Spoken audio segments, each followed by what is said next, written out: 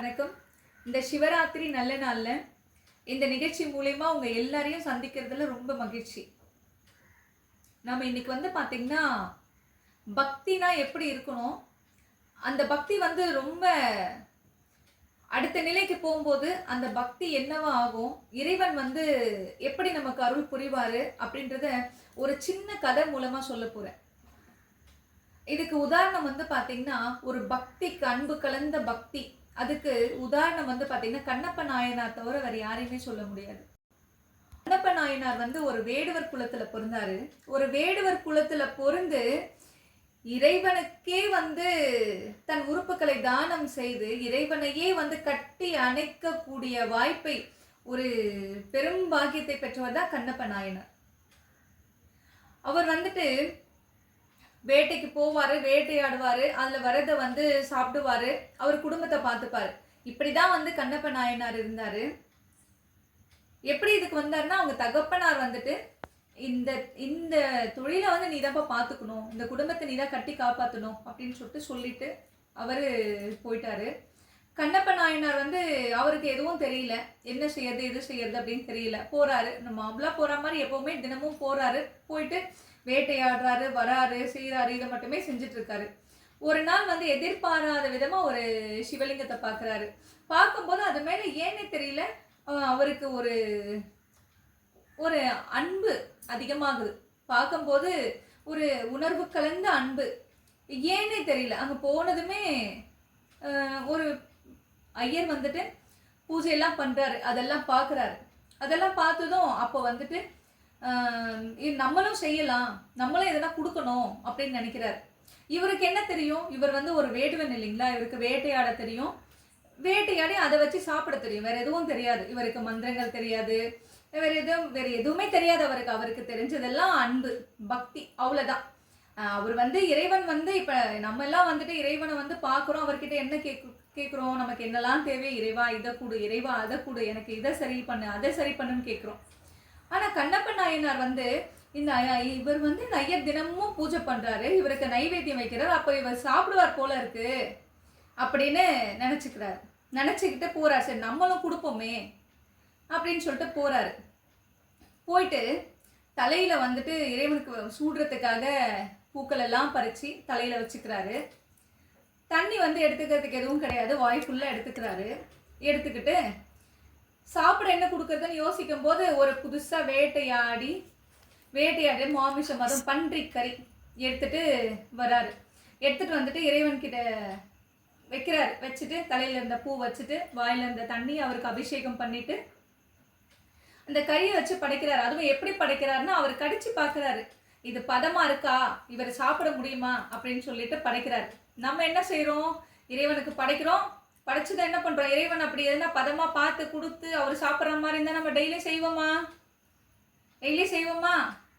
என்னடா இது, வச்சதுமே காணாம போயிடுதே, தினமும் எப்படி செய்ய முடியும்?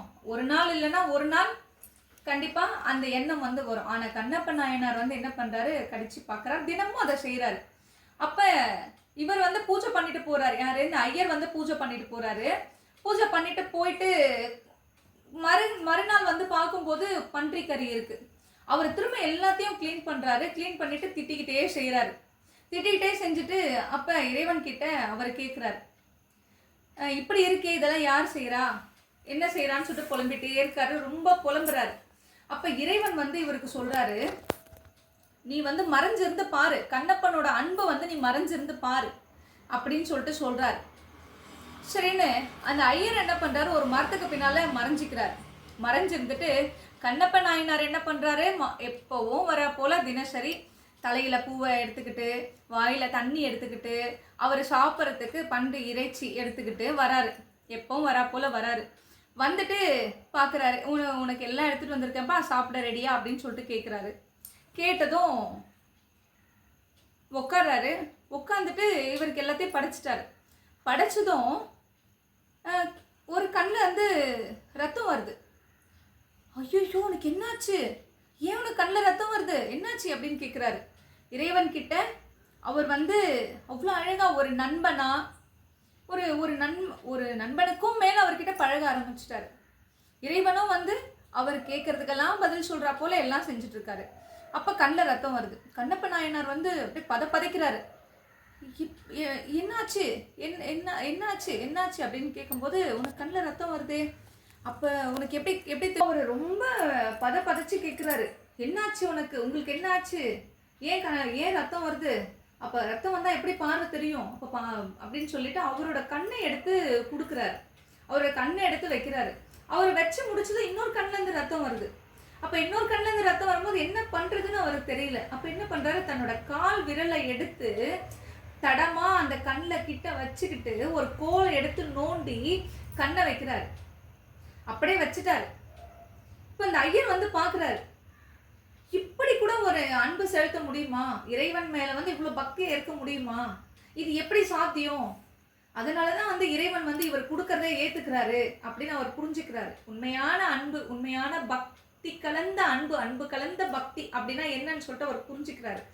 உடனே நம்ம சிவபெருமான் தான் வந்து தாயும் தந்தையுமா இருக்கிற தெய்வம் இல்லையா.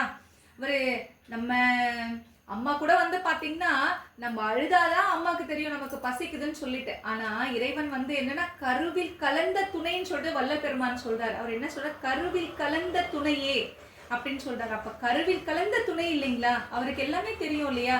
அவர் வந்து கண்ணப்ப நாயனார் அப்படியே அணைச்சுக்கிட்டு அவர் சொல்றாரு, உன்னோட பக்தி வந்து உண்மையான அன்பு கலந்த பக்திக்கு நீ மட்டும்தான் உதாரணமா இருப்ப அப்படின்னு சொல்லிட்டு இறைவன் அவருக்கு திரும்பவும் கண்ணை கொடுத்துட்டு, அவரு கண்ணப்ப நாயனாரா நமக்கெல்லாம் கொடுத்துட்டு இறைவன் வந்து அவரோட இரண்டரை கலக்கிறார். இதுதான் வந்து நம்ம வள்ளல் பெருமான் சொல்றாரு, இறைவன் மேல வந்து அன்போட, இறைவன் மேல முழு அன்பு கருணையோட இருக்கணும். இறைவன் மேல மட்டும் கிடையாது, எல்லா உயிரும் இறை தத்துவம் தான், எல்லா உயிரும் இறை வடிவம் தான். ஒரு எறும்புக்கு கூட தீங்கு நினைக்காம இருக்கும்போது இறைவன் வந்து நமக்காக இறங்கி வந்து நமக்கு என்ன வேணும்னு சொல்லிட்டு வாசல்ல நின்று கேட்பாரு. இது உண்மையான விஷயம். இது வள்ளல் பெருமான் வந்து இது வள்ளல் பெருமான் அவரோட வாயையே பறையா சாற்றி சொல்ற விஷயம்.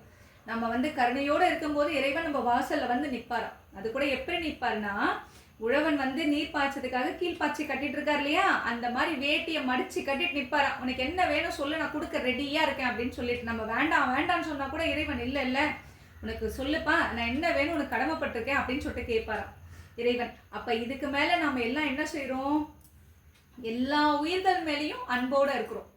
பசிச்ச உயிருக்கு உணவு கொடுக்குறோம், தாகமா இருக்கிறவங்களுக்கு தண்ணி கொடுக்குறோம், கவலையா இருக்கிறவங்களுக்கு ஆறுதல் சொல்றோம். இதெல்லாம் தான் நம்ம வந்து இறைவனை வந்து சீக்கிரம் அடையிறதுக்கு. அதான் வள்ளல் பெருமான் சொன்னாரு, ஜீவ காருண்யமே மோட்ச வீட்டின் திறவுகோல். அனைவருக்கும் நன்றி.